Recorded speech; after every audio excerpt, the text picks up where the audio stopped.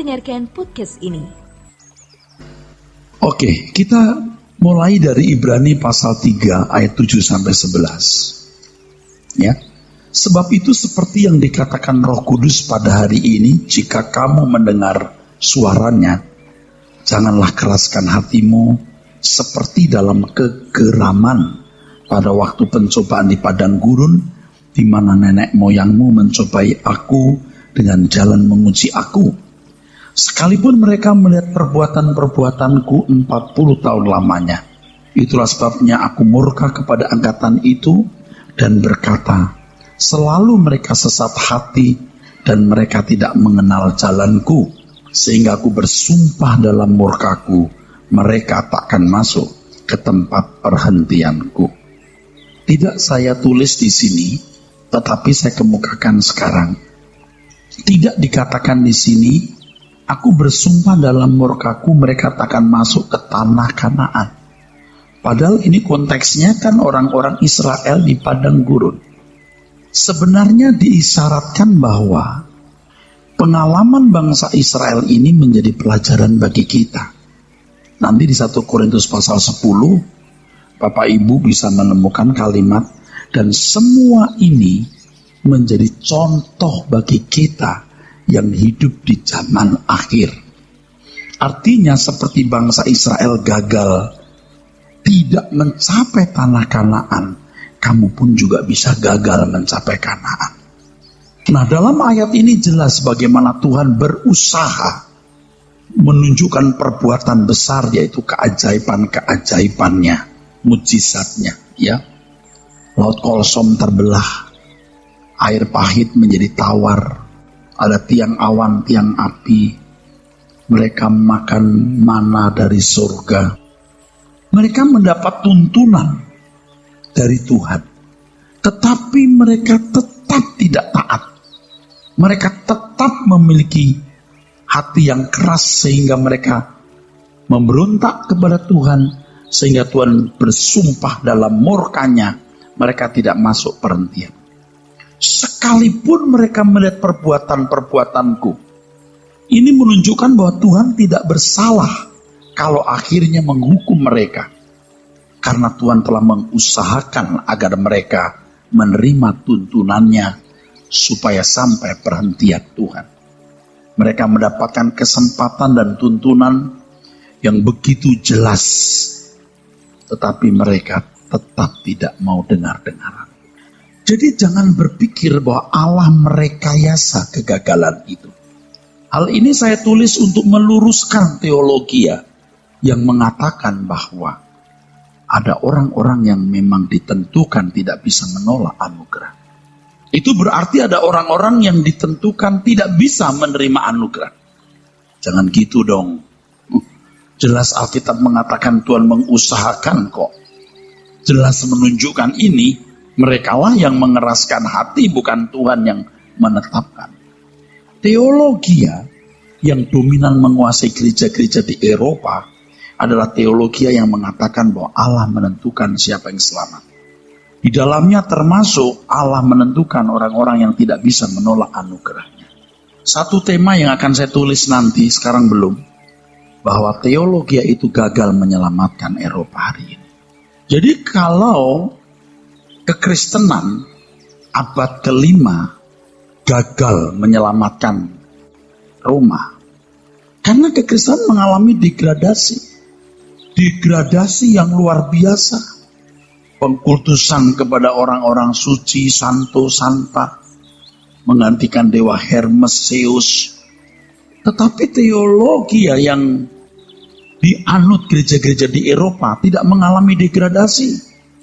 Hari ini tetap eksis, tapi eksisnya bukan di Eropa, eksisnya di Asia, eksisnya di Indonesia, eksisnya di Amerika. Eksis tidak mengalami degradasi teologianya, tetapi tidak bisa menyelamatkan Eropa.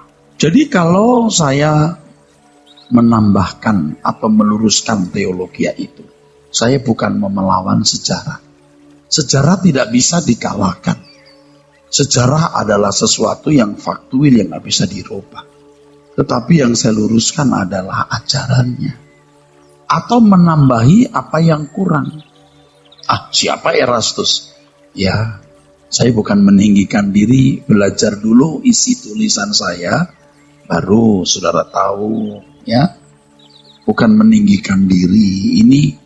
Ini kan orisinil saya tulis, tidak ikut teologi yang mana-mana. Jadi jangan berkata Pak Erastus itu Arminian atau Calvin. Enggak, saya enggak Calvin, saya enggak Arminian, saya Erastian.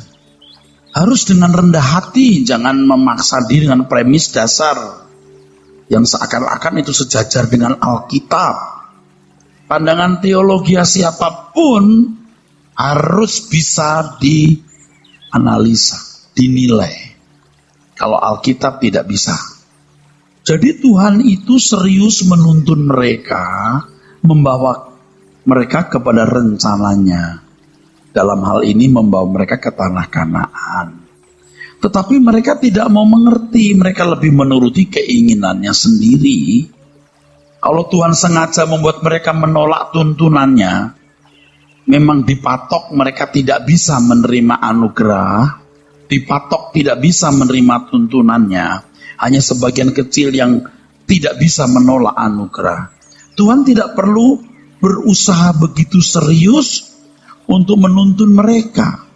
Jadi sangatlah keliru kalau ada yang berpikir bahwa Tuhan menentukan hanya orang-orang tertentu yang sampai tanah Kanaan, sedangkan yang lain tewas di padang gurun. Tentu Tuhan merancang dan mengendaki semua yang dibawa keluar dari Mesir sampai ke tanah Kanaan. Ini paralel atau sejajar dengan proses keselamatan. Tuhan berusaha membawa umat yang dipilih untuk menghuni kerajaan surga. Tetapi keputusan dan pilihan masing-masing individu yang menentukan.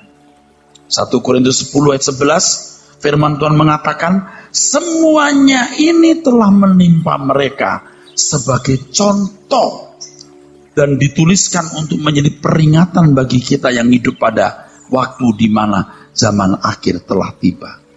Bagi kita, termasuk penulis surat Ibrani sendiri. Kalau penulis surat Ibrani diperhitungkan adalah Paulus sendiri. Jadi sebagaimana dalam perjalanan di padang gurun dari Mesir ke Kanaan, Tuhan tidak menentukan orang yang tidak bisa menolak anugerah atau tidak bisa menerima anugerah. Demikian pula keselamatan dalam Tuhan Yesus. Tuhan tidak bertindak membuat seseorang tidak bisa menolak anugerahnya, dan yang lain tidak bisa menerima anugerahnya. Jadi kalau ini saya tulis, saudaraku sekalian, supaya kita yang hidup di zaman sekarang, itu jangan sampai seperti bangsa Israel. Kalau kita membaca perjalanan hidup bangsa Israel, kita melihat keras kepalanya mereka. Keras kepalanya mereka. Kalau orang Kristen hari ini keras kepala nggak? Tidak beda. Betul. Kita kan harus ikut Tuhan Yesus, meneladani gaya hidupnya, sempurna seperti Dia sempurna. Kita jauh. Kita sering memilih jalan kita sendiri. Same. Saya nggak bisa ngerti kalau orang nggak jujur. Untung Tuhan itu luar biasa sabarnya. Tapi yuk jangan begitu terus. Yuk kita ambil keputusan. Walaupun kita sering gagal, aku mau hidup berkenan di hadapan-Mu Tuhan. Aku mau kudus seperti Engkau kudus. Kan standar orang percaya itu harus kudus seperti Dia kudus. Sempurna seperti Dia. Sempurna atau seperti yang dikehendakinya. Jangan berkata, tidak bisa manusia sempurna. Loh, Tuhan yang bilang kamu harus sempurna. Lalu mau ditafsirkan bagaimana itu? Nah, oke, saya bantu ya. Tentu sempurnanya seseorang beda dengan yang lain. Sebab yang diberi banyak dituntut banyak. Tetapi harus maksimal. Memang kesempurnaan ini tidak menentukan keselamatan. Tapi menentukan keberkenanan atau grade atau tingkat di dalam kerajaan surga. Walaupun bukan karena grade itu loh kita mau sempurna. Amin. Jangan salah mengerti. Kan kalau kita sudah diberi Tuhan anugerah keselamatan, kita mau hargai keselamatan itu dengan mengusahakan diri. Hidup tidak bercacat, tidak bercelah. Siapa yang menolak ini, menolak Tuhan. Betul nggak? Kamu dipanggil bukan untuk melakukan yang cemar. Siapa yang menolak ini, menolak Tuhan. Kan clear, Pak. Mau diterjemahkan apa lagi? Patut kita berhati-hati sebab banyak yang dipanggil, sedikit yang dipilih. Kan begitu, saudaraku. Kalau saudara membaca di dalam 1 Korintus 10, ya, dari ayat 1 sampai 4, kalau ayat 11 mengatakan, semua itu telah menimpa mereka sebagai contoh.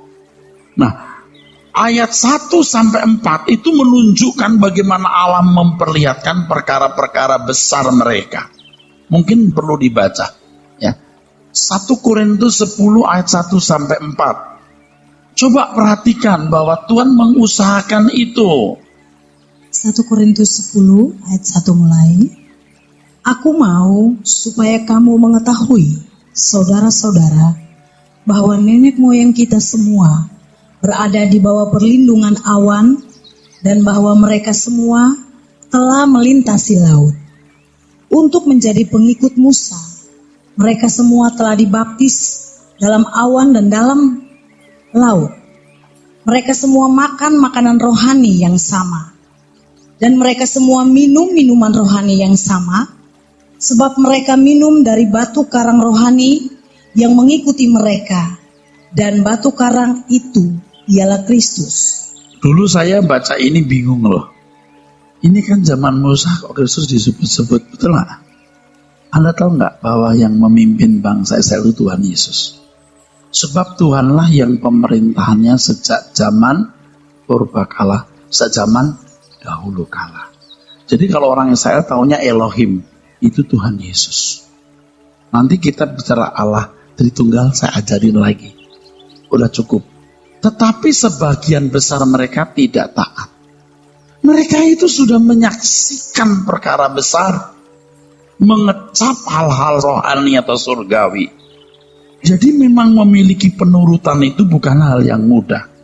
Bapak Ibu percaya nggak orang-orang yang KKR lihat orang buta melihat, bahkan dia sendiri mungkin mengalami mujizat, hidupnya tambah bersih nggak? Belum tentu. Paham nggak? Halo? Yang matre aja, yang menekan pegawai tekan aja itu pegawai, yang bengis tetap aja bengis. Ini kan fakta. Halo? Oke, nggak usah orang lain, saya deh pendeta mendoakan orang sakit sembuh, berkarunia. Hidup saya bisa tidak bersih, tapi kan sekarang kita mau bersih. Makanya kalau Paulus berkata, aku melatih tubuhku supaya aku yang sudah berkhotbah jangan aku ditolak, itu jangan hanya diselesaikan dengan pikiran, rumusan-rumusan. Alami. Kalau kamu belum ngalamin, nih Tuhan saksinya, saya sudah mengalami mujizat-mujizat itu. Mosok Pak, banyak saksinya, nggak usah ditunjukin. Sejak puluhan tahun yang lalu. Tapi sementara mengadakan mujizat, hidup saya tidak bersih. Matre aja, mau bagaimana saja. Sekarang aku melatih tubuhku. Jadi bukan ditolak oleh manusia, ditolak oleh Allah. Tetapi orang-orang yang berteologi Allah menetapkan orang yang selamat dan orang yang binasa itu mempercayai itu ditolak oleh manusia. Tuh, coba. Sedih banget saudaraku. Makanya dia perlu belajar. Jangan saya jelaskan 5 menit, nggak ngerti. Jadi kasus yang tadi saya sebut itu, walaupun mereka melihat mujizat tetapi tetap tidak bertobat, ini sama dengan Matius 11:21. Celakalah engkau Korazim, celakalah engkau Betsaida, karena jika di Tirus dan Sidon terjadi mujizat-mujizat yang telah terjadi di tengah-tengah kamu, mereka sudah bertobat dan berkabung. Tirus dan Sidon ini daerah wilayah orang-orang Kanaan atau non-Yahudi. Mereka ini loh orang-orang kafir, kalau melihat mujizat, mereka itu bertobat. Kamu umat pilihan Allah. Bangsa Israel, kamu melihat mujizat yang kulakukan, tapi kamu tidak bertobat. Mujizat itu kan untuk bukti bahwa Allah hadir dan menghendaki sesuatu yang harus mereka lakukan dengan tanda itu. Tapi mereka tetap tidak berbalik dan tidak bertobat. Di sini Bapak Ibu melihat bahwa Tuhan telah begitu jauh berintervensi, berusaha menunjukkan mujizat tanda ajaib supaya mereka itu bertobat dan mengikuti tuntunan Tuhan. Tetapi mereka tidak bertobat. Tuhan sering melakukan hal ini sebelum Kain membunuh Habil diingatkan. Peringatan kepada Daud sebelum menghitung jumlah rakyatnya. Niniwe supaya jangan dibinasakan diingatkan. Maksud saya bicara ini adalah Tuhan tidak intervensi sampai kedalaman batin.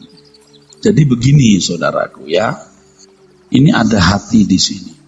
Tuhan tidak intervensi di sini, Tuhan intervensinya di sini.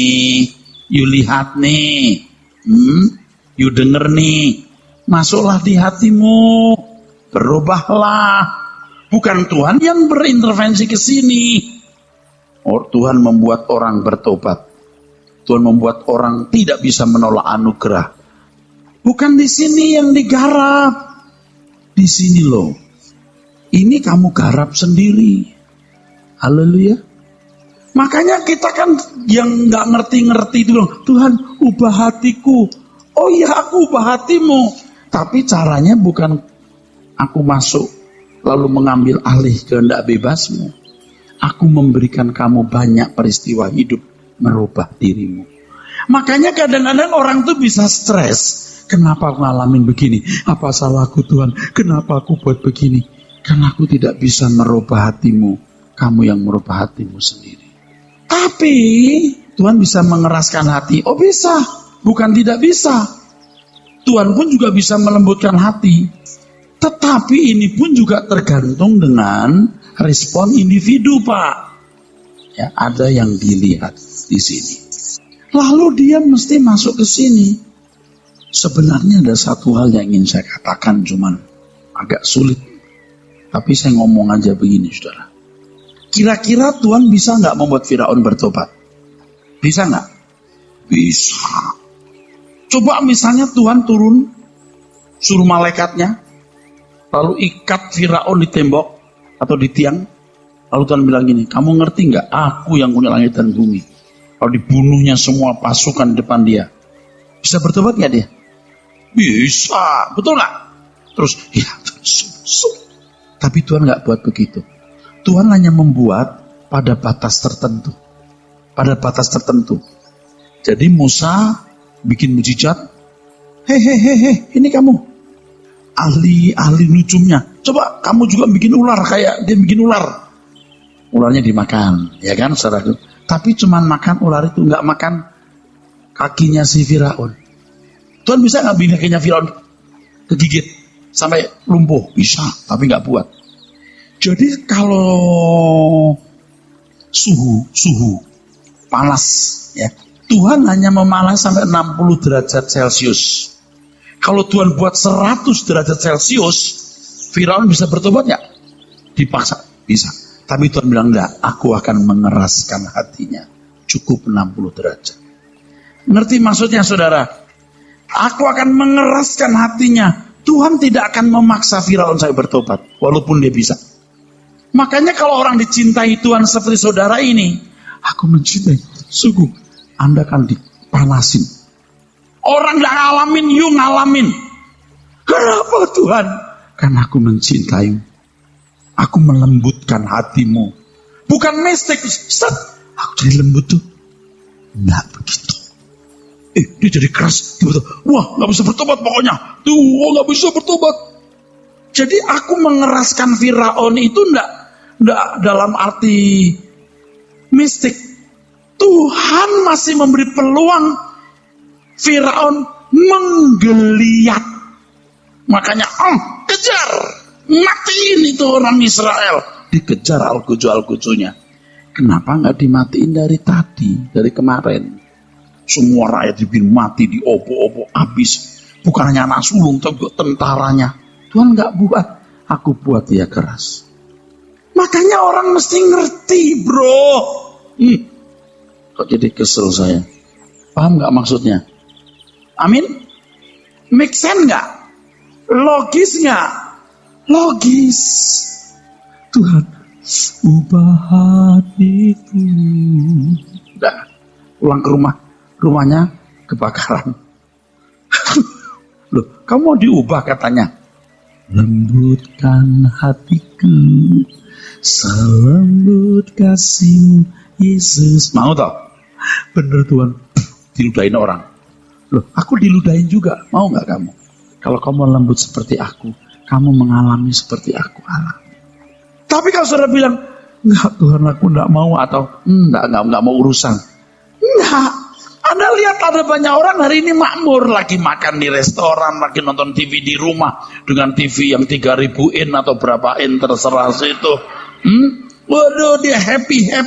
Dia panggil pembantu, ayo bikin minuman, Jess. Waduh, happy. Ngerti nggak itu dikeraskan? Karena kamu memang tidak bisa benar.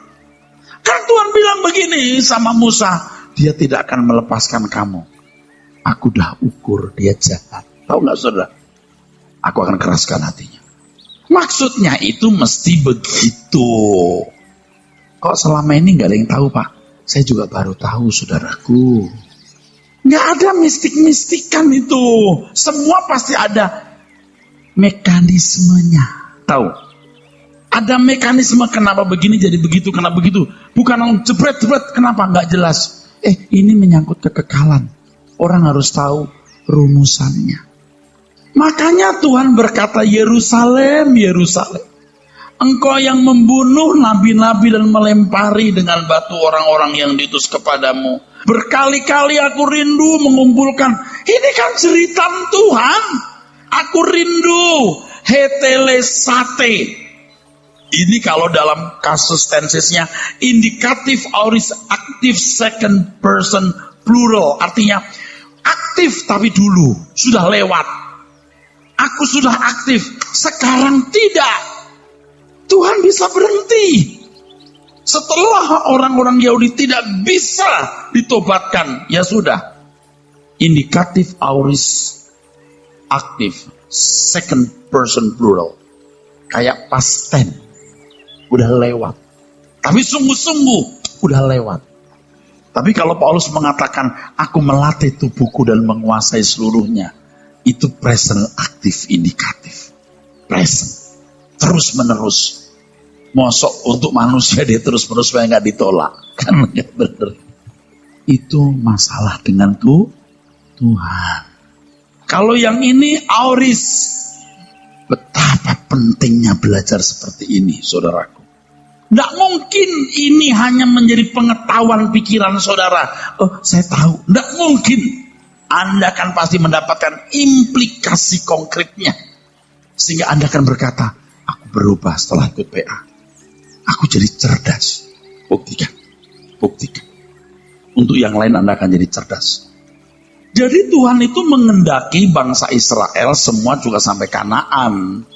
Sama seperti sebenarnya Tuhan juga mengendaki semua kita tidak ada yang binasa. Tetapi manusia harus menentukan takdirnya sendiri. Bangsa Israel harus menggunakan independensinya dengan benar. Seperti kita. Saudara pulang dari sini mau ikut doa atau pulang. Independensi. Tuhan gerakkan aku supaya aku berdoa. Di sini gak pulang atau. Tapi saudara yang harus pulang ya. Jangan ikut doa ya.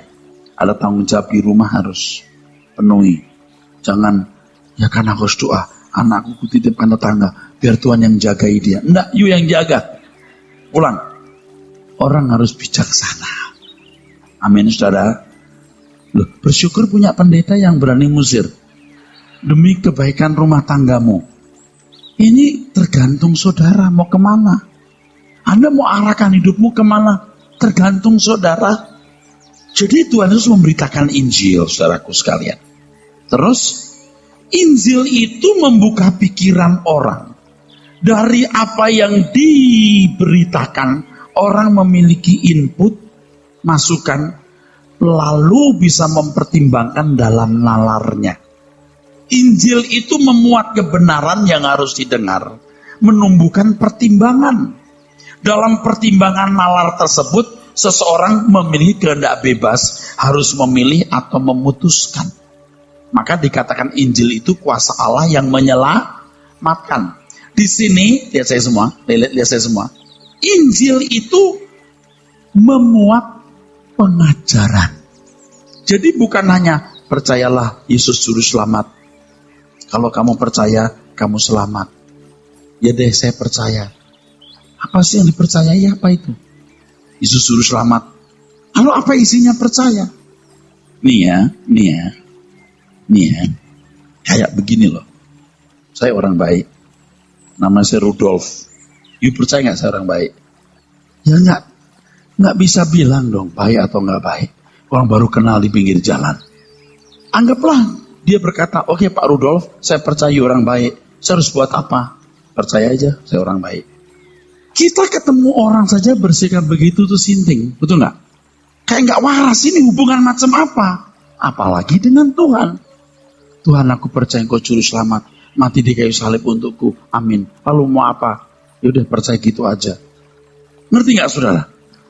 Diberitakan, Tuhan mengajar. Injil itu ajaran. Betul? Kau percaya padaku? Kata Tuhan Yesus. Bilang percaya. Baca Injilku. Ikuti itu. Kalau kamu ikuti itu berarti kamu percaya padaku. Kamu ikuti itu berarti kamu menerima aku. Nah, Injil gak diajarkan. Lalu. Atau diajarkan sebagian. Atau diajarkan tapi gak terlalu penting. Yang penting begini. Tuhan menaruh iman. Nah ini loh, teologi yang mengatakan Allah menentukan siapa yang selamat, siapa yang binasa. Allah menaruh iman. Aku udah baca bukunya bro, kalau you belum, aku udah baca.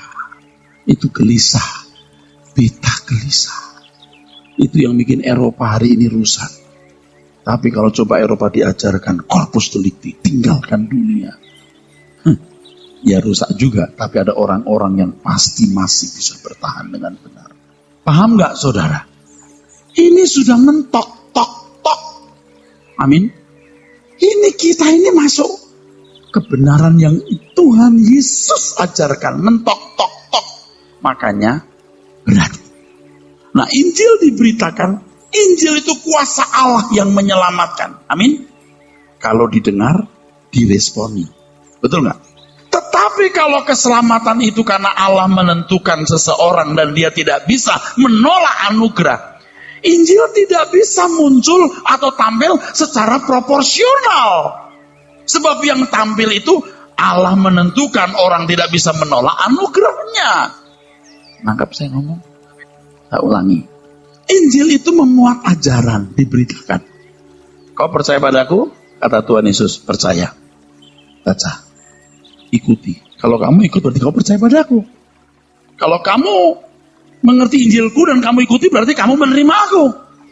Jadi Injil itu kuasa Allah yang menyelamatkan.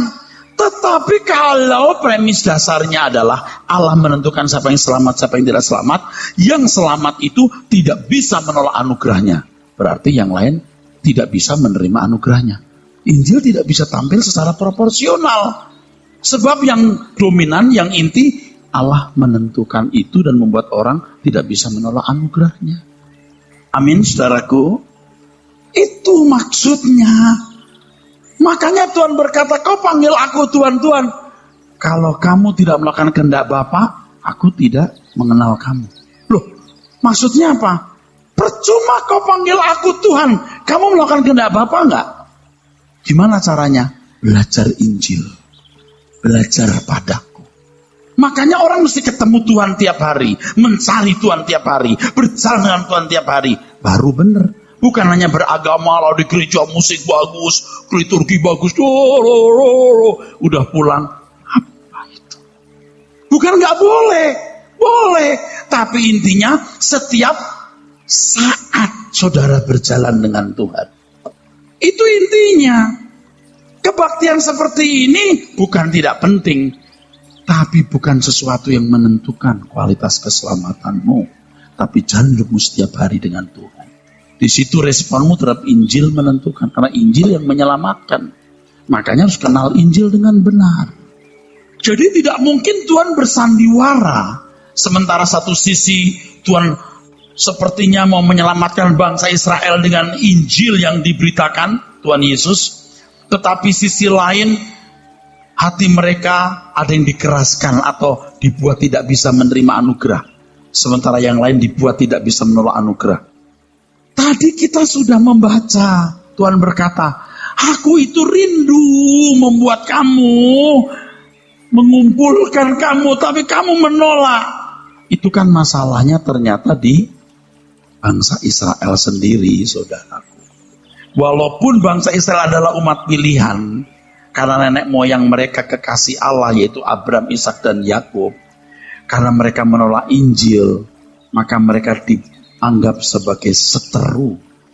Di sini kita melihat bagaimana Tuhan benar-benar memiliki integritas. Kamu menolak aku, kamu musuhku. Menolak Injil itu musuh Tuhan. Walaupun kamu keturunan Abraham. Ini kan jelas. Seharusnya dengan melihat perbuatan Tuhan yang luar biasa. Kalau bangsa Israel melihat perbuatan Tuhan di sepanjang perjalanan ke Mesir, ke Kanaan, dari Mesir, mereka bertobat. Demikian pula orang-orang Israel pada zaman Tuhan Yesus, mestinya ketika mereka melihat perbuatan Tuhan Yesus, mereka bertobat. Tapi mereka tidak bertobat. Kenapa? Karena begini, saudara.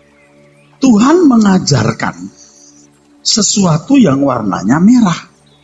Bahwa yang namanya keselamatan itu begini. Mereka nggak mau tahu. Ini nggak ketemu. Jadi, kalau mereka mau mendengar Injil, ya, aku ikuti ini. Selamat. Jadi jangan mikir mistik-mistik lah. Semua natural. Ini saudaraku sekalian. Begini, saudara. Ini Israel. Ini umat PB. PB artinya apa? Oke.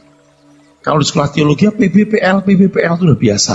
Kalau di jemaatnya, PB apa? Perjanjian baru. Begini, Pak. Ketika Tuhan memberitakan Injil, pikiran mereka itu kan duniawi. Merdeka dari Roma. Makmur jasmani, kejayaan lahiriah. Ini Israel. Yang tadi warnanya apa tadi? Biru. Tetapi begitu Tuhan Yesus datang, ini kok umat ya, umat. Nggak dikasih tahu kalau salah. Umat PB. Begitu umat PB, ini surgawi. Ini merdeka dari dosa. Ini kelimpahan rohani. Perisos. Aku datang untuk memberikan hidup dalam segala kelimpahan. Ini langit baru, bumi LP3, kerajaan Yerusalem baru. Jadi Bapak Ibu, jadi penolakan mereka karena warnanya beda. Satu biru, satu merah. Jadi mestinya pikirannya diubah. Injil, dengerin, robah.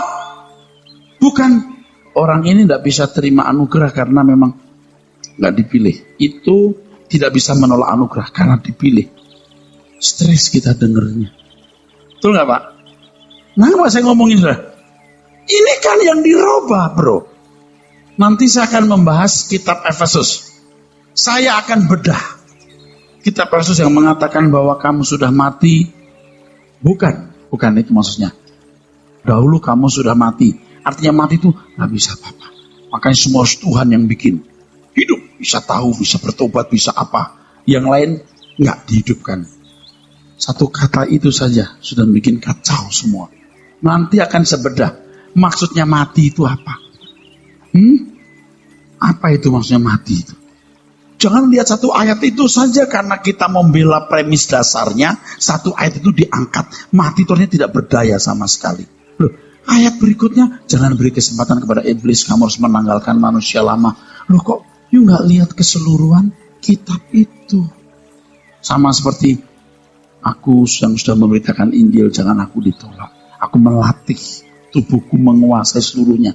Jangan lihat ayat itu, lihat ayat sebelum sudahnya. Ayat sesudahnya malah lebih sadis tuh. 1 Korintus 10, bangsa Israel ditolak Allah karena mereka tidak dengar-dengaran. Itu menjadi pelajaran untuk kita. Ditolak Allah, ini bukan soal manusia, bro. Jadi bangsa Israel tidak mau merubah dirinya. Karena tidak mau tunduk. Amin. Tidak mau tunduk. Tapi Tuhan itu luar biasa loh. Murid-murid pun bodoh. Kami menaruh percaya. Terus. Sampai akhirnya Tuhan bukakan pikirannya. Tuhan akan memberi hikmat ketika Roh Kudus menuntun kita kepada segala kebenaran. Nah, kalau sudah sampai Roh Kudus menuntun kita kepada segala kebenaran, itu tingkatannya bukan moral baik, sempurna seperti Tuhan. Ini memang ada faktor transenden, melampaui akal.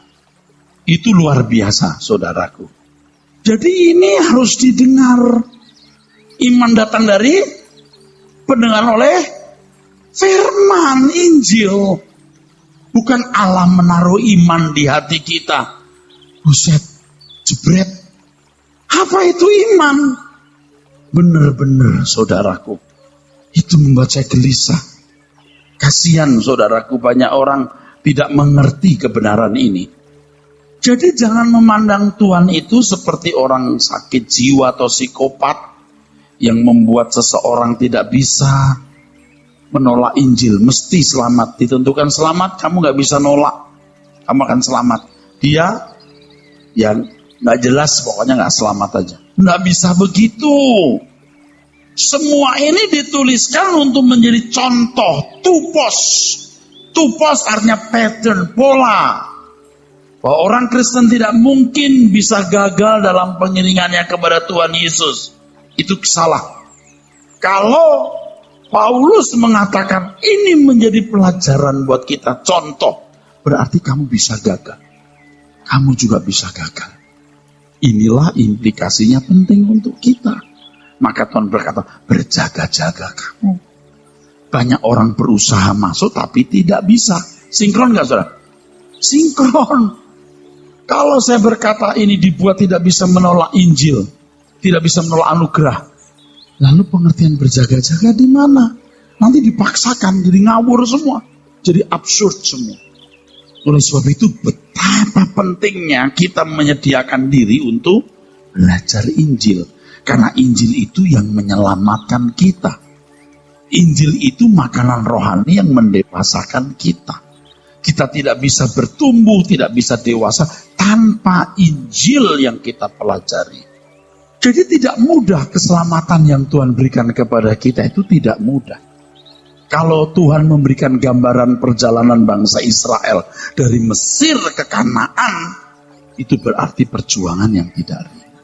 Orang Israel di jalan ngomel. Musa, apa nggak ada kuburan di Mesir? Betul nggak? Capek. Hari ini saudara, saya mau tanya, dari 1.000 orang Kristen, siapa yang betul-betul sedang berjalan menuju langit baru, bumi baru atau Yerusalem baru? Oke, dari 100 orang, berapa persen kira-kira yang memang hidupnya sedang berjalan menuju Yerusalem baru? Tadi saya mengatakan bangsa saya itu keras kepala, nggak dengar-dengaran. Orang Kristen? Orang Kristen? Sama. Dunia bukan rumahmu. Aku mau di mana aku ada, kamu ada. Lalu orang tertarik ke surga? Berapa persen yang tertarik? Ada 30%? 20%? Ada 10%? Ada 5%? Makin kita jujur ngomong 0,5%, jangan-jangan. Bahkan di gereja yang tiap minggu ngomong langit baru, bumi baru pun tidak berubah. Saya tekukannya udah salah. Aku memaksa, kita mesti berubah. Kita mesti berubah. Kita mikirin surga. Kalau kita nggak mikirin surga, saya tadi ngomong, nggak mungkin kita bener. Kalau nggak jatuh di uang, materi, seks, kehormatan, pangkat, mesti jatuh di antaranya. Pasti, nggak mungkin. Nggak mungkin, bro. Oh enggak, Pak, nggak mungkin. Matre terutama, mau nyaman di bumi. Tapi kalau tujuannya surga, dia rela. Aku bunuh semua yang bisa mengganggu perjalanan ini. Walaupun membunuh itu pun gak gampang. Aku bunuh tapi gak mati-mati. Bergumul terus. Berjuang. Jangan bilang gampang. Berjuang. Tapi kalau sudah berkata kamu gak bisa menolak anugerah. Kalau dia gak bisa menerima anugerah. Jadi konyol. Fatalistik. Tapi teologi seperti inilah yang kuat menguasai banyak orang Kristen dan gereja-gereja besar. Biar kita mau berubah, saudaraku. Amin.